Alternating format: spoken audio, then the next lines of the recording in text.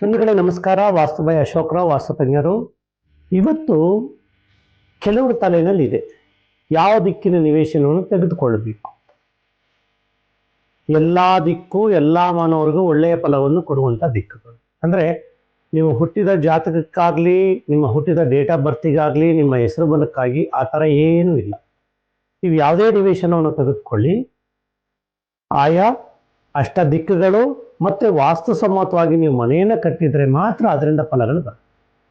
ಏಕೆಂದರೆ ನಾವು ಏನು ಓದಿದ್ದೀವಿ, ವಿದ್ಯಾವಂತರಾಗಿದ್ದೀವಿ, ಆದರೆ ಎಜುಕೇಷನ್ ಮುಗಿದ ಮೇಲೆ ಮತ್ತೆ ಪ್ರಾಕ್ಟೀಸ್ ಹೇಗೆ ಮಾಡ್ತೀವೋ ಮತ್ತೆ ಹೇಗೆ ಕೆಲಸ ಮಾಡ್ತೀವೋ ಅಲ್ಲಿ ಕೆಲಸ ಮಾಡಿದರೆ ಮಾತ್ರ ಸಂಬಳ ಕೊಡ್ತಾರೆ. ಓದಿದ್ದಾರೆ ಅಂದ್ಬಿಟ್ಟು ಮಾತ್ರಕ್ಕೆ ನಮಗೇನು ಇದು ಕೊಡೋದು. ಹಾಗೇನೆ ನಿಮ್ಮ ಹೆಸರು ಬಲಕ್ಕೋಸ್ಕರ ನಿಮಗೆ ಏನು ಒಳ್ಳೆ ಕೆಲಸ ಸಿಗುತ್ತೆ, ನಿಮ್ಮ ಶ್ರಮಕ್ಕೆ ತಕ್ಕಾದ ಫಲಗಳು ಬೇಕು. ಅಂದರೆ ನೀವು ವಾಸ್ತುವಾಗಿ ಮನೆಯನ್ನು ಕಟ್ಟಬೇಕು. ಉತ್ತಮ ಆಯದಲ್ಲಿ ನೀವು ಉತ್ತಮ ಆಯದಲ್ಲಿ ಮನೆಯನ್ನು ಕಟ್ಟುವಂಥ ಸನ್ನಿವೇಶಗಳು ಬಂದಾಗ ಕೆಲವೊಂದು ಟೈಮಲ್ಲಿ ನೀವು ಮಧ್ಯಮ ಆಯಕ್ಕೆ ಹೊರಟೋಗ್ಬಿಡ್ತೀವಿ, ಅದು ನಿಮಗೆ ಗೊತ್ತಿಲ್ಲದೆ ಹೊರಟೋಗ್ಬಿಡ್ತೀವಿ. ಯಾಕೆಂದರೆ ಆ ಒಂದು ಪರಿಸರ ವಾಸ್ತುವನ್ನು ತೆಗೆದುಕೊಂಡು ಜೊತೆಯಲ್ಲಿ ಪಂಚಭೂತಗಳಿಗೆ ಡಿಸ್ಟರ್ಬ್ ಆಗದ ರೀತಿಯಲ್ಲಿ ವಾಸ್ತುವಾಗಿ ನಾವು ಮನೆಯನ್ನು ಕಟ್ಟಬೇಕು. ಆಯನೂ ಸಹ ಅಷ್ಟೇ.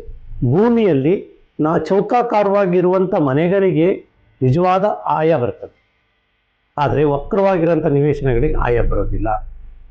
ಯಾಕೆಂದರೆ ಕೆಲವರು ನೋಡಿ ಈಶಾನ್ಯವನ್ನು ಕಟ್ ಮಾಡ್ತಾರೆ, ಅಲ್ಲಿ ಪಾರ್ಕಿಂಗಿಗೆ ಅಥವಾ ಇದು ಮಾಡಲಿಕ್ಕೆ ಅಂತ. ಅಲ್ಲಿ ಯಾವಾಗ ಈಶಾನ್ಯದಲ್ಲಿ ನಿಮ್ಮ ಒಂದು ಚೌಕಾಕಾರ ಕಟ್ಟಾಯಿತು ಅಲ್ಲಿ ನಿಮ್ಮ ಆಯ ಫೇಲ್ ಆಯಿತು ಅಂತ ಕೆಲವೊಂದು ಮೂಲೆಗಳನ್ನು ಕಟ್ ಮಾಡ್ತಾರೆ.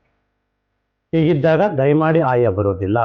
ಯಾವುದೇ ಒಂದು ಮನೆಯನ್ನು ಕಟ್ಟಬೇಕಾದ್ರೆ ಚೌಕಾಕಾರವಾಗಿ ಇರಬೇಕು, ಒಳ್ಳೆಯ ಕಾಂಪೌಂಡ್ ಇರಬೇಕು, ಎಲ್ಲ ಉಚ್ಚ ಸ್ಥಾನದಲ್ಲಿದ್ದಾಗ ಮಾತ್ರ ಅದರ ಫಲಗಳು ನಿಲ್ಲುತ್ತೆ. ಯಾಕೆಂದರೆ ನಾವು ದಿನದ 24 ಗಂಟೆಯಲ್ಲಿ 10 ಗಂಟೆ ನಾವು ಹೊರಗಡೆ ಹೋಗಿ ಕೆಲಸ ಮಾಡಿದರೆ ಇನ್ನು 14 ಗಂಟೆ ನಾವು ಮನೆಯಲ್ಲಿ ನಾವು ವಿಶ್ರಾಂತಿಯನ್ನು ಪಡೀತೀವಿ, ಅಥವಾ ರೆಸ್ಟ್ ಇರ್ಬೋದು, ಏನೇ ಇದ್ದರೂ ಅದು ನಾವು ಮಾಡುವಂಥ ಕೆಲಸ. ಆ ಮನೆಗೆ ಹೋದಾಗ ನಮಗೆ ಒಂದು ರೀತಿಯ ಮನಸ್ಸಿಗೆ ಶಾಂತಿ ಸಿಗಬೇಕು, ನೆಮ್ಮದಿ ಸಿಗಬೇಕು.